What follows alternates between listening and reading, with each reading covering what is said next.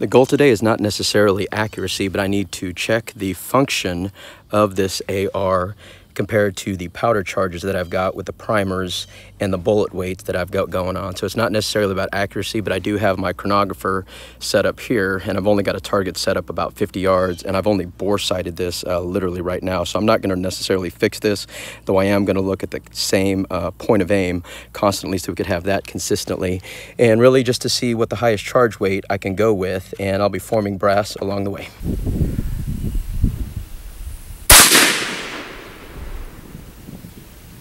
Man, I'm not even on the yeah, there I am. Slightly off to the right, which is okay. And I believe that's cycled.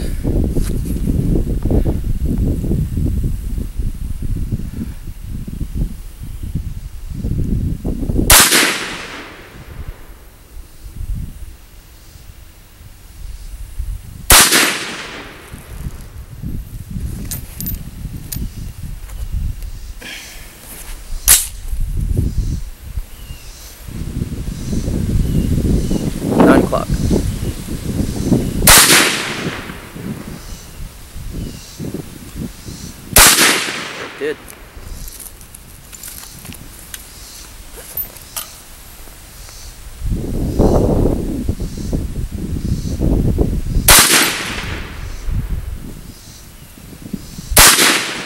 All right, all those cycled. It's awesome. Shots 3, 4, and 5 look okay, but when you get up to number shot 6 and 7, you can tell that there's an extraction mark there and there, and that actually looks like seepage. You see that dark mark that looks like powder seepage out of the back there, and there's definitely a half moon indication. You probably can't see it in the light right now, but I'll show you when I get home. Right there, and that one actually looks okay. All right, let's check the mag primers. Okay, I'm gonna move over. These are my standard primers here, and I want to go ahead and circle these, and I'll watch the video camera and number them when I get home. So my next point of aim is going to be right here, and this is going to be the mag primers.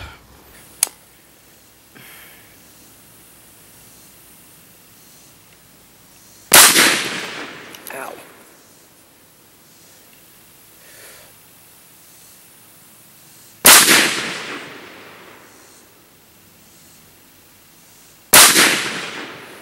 All right. Whew.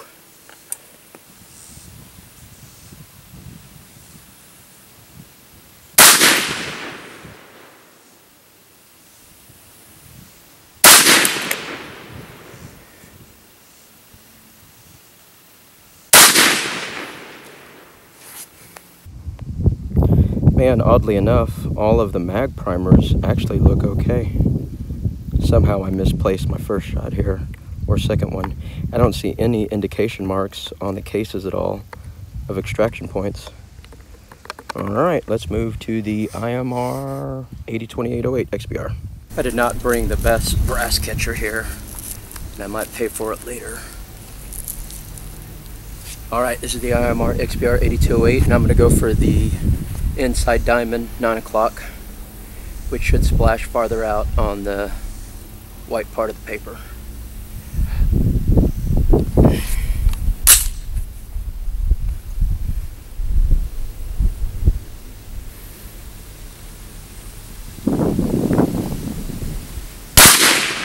Man, talk about no recoil.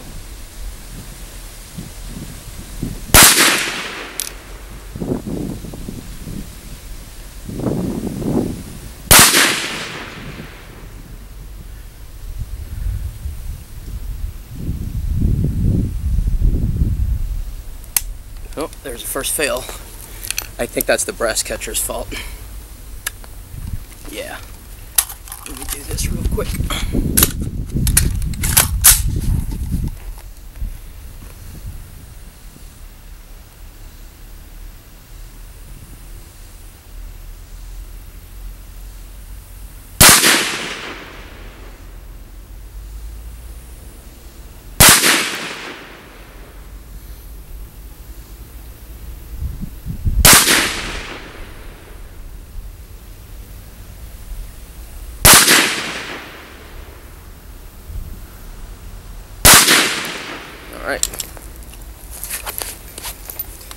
All right. mag primers. And I'm gonna go for the 3 o'clock diamond on the inside. So this should still push it farther out.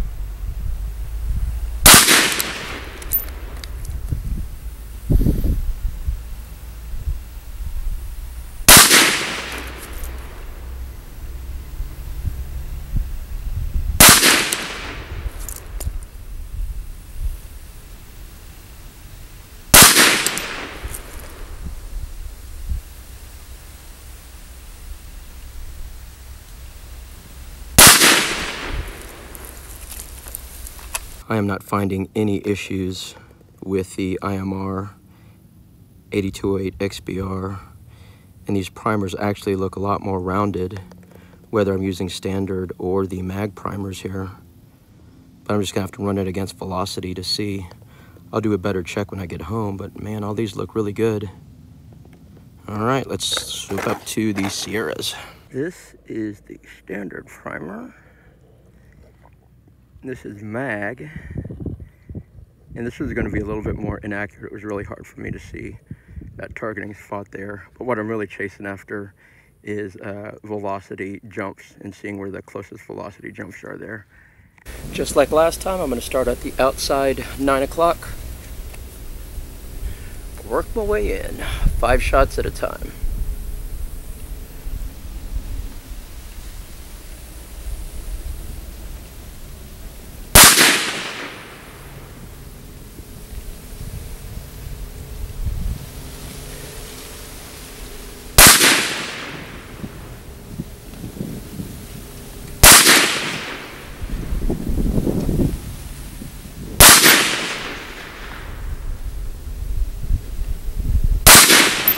All right, now to mag primers.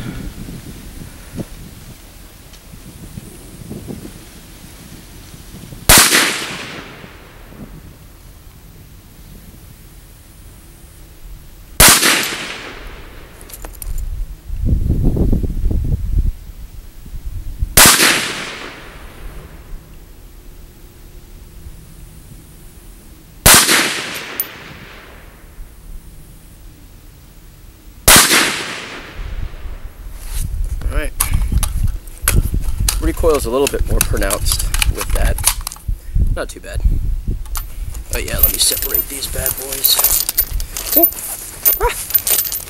Hot, hot, hot, hot. Hot, hot, hot, hot, hot. All right, now we're up to XBR, IMR XBR, IMR 8208 XBR.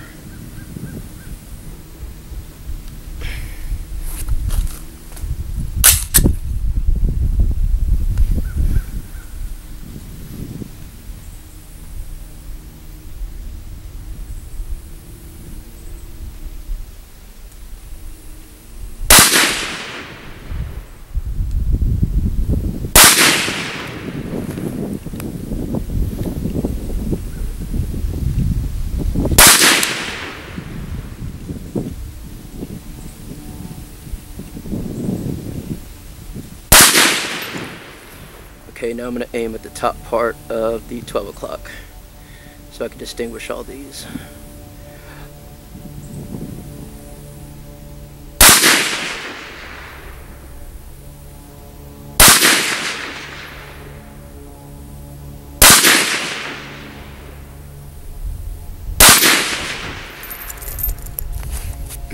Inspection shows that CFE 223 is definitely a much hotter powder than the IMR 8208 XBR.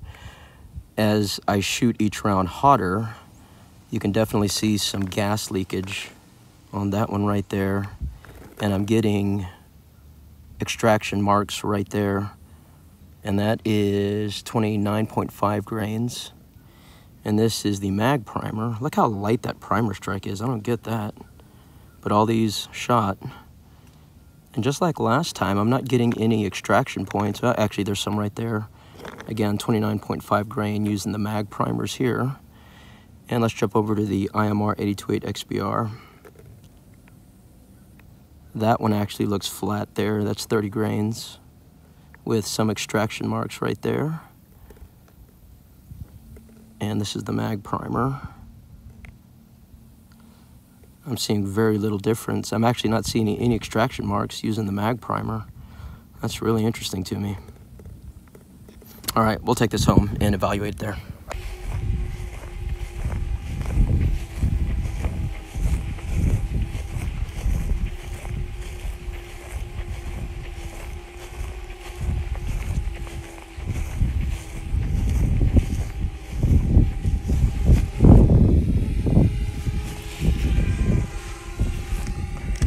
So this is definitely my last 4 here. I'm going to circle these even though I'm not quite sure if that's what that is. This gets convoluted in here, so I'm going to circle these here. I'll check it when I get home though. 1, 2, 3, 4, 5. I'm going to guess this is 5 here. I don't know what those others are there.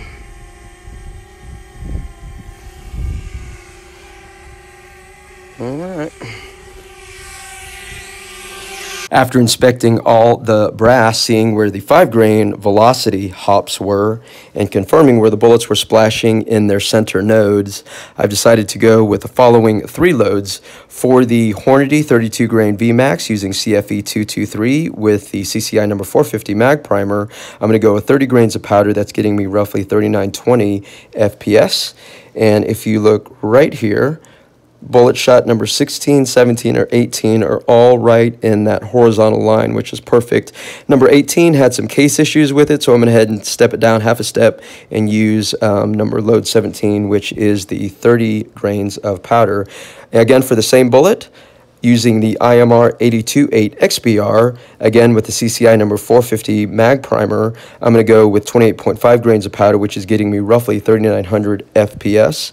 And its center node, this is bullet number 28 right here, bullet 29, and bullet number 30. They're all in a perfect horizontal line. So I'm going to use the hottest load, and now switching over to the Sierra 39 grain Blitz King. I could not get a good load with either the mag or standard primers using CFE 223, so I'm just going to skip that. And if you want to see what that looks like, they were literally all over the place. I mean, hopping everywhere. Now, load number 31 and 32 were the closest nodes that were together, but that's literally the lightest load. I could go to 34, 35, but it's not worth it because the IMR 828 XBR is actually producing better results and velocities.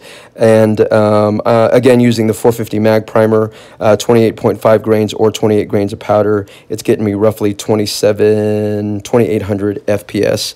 And its center node is here, number 48. So 45 was low, 46 was close, 47 was too high, and 48 is right there. So either one of those two will be perfectly fine. So as a quick review on the 20 GPC, this absolutely has no recoil. It is so fun to shoot.